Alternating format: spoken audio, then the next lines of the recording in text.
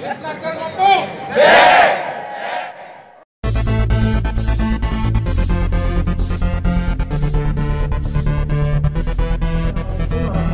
wabarakatuh.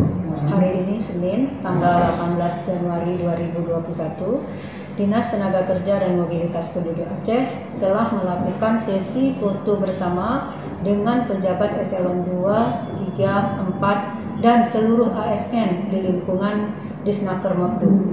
Selanjutnya sesaat lagi akan dilakukan presentasi kinerja yang dilakukan oleh tenaga kontrak yang bertujuan untuk mengevaluasi tenaga kontrak pada tahun sebelumnya atau tahun 2020. Harapan kami seluruh tenaga kontrak yang berada di lingkungan Dinas Tenaga Kerja dan Mobilitas Penduduk dapat bekerja dengan baik sehingga dapat dilanjutkan pada kontrak tahun 2021. Demikian, Assalamualaikum warahmatullahi wabarakatuh.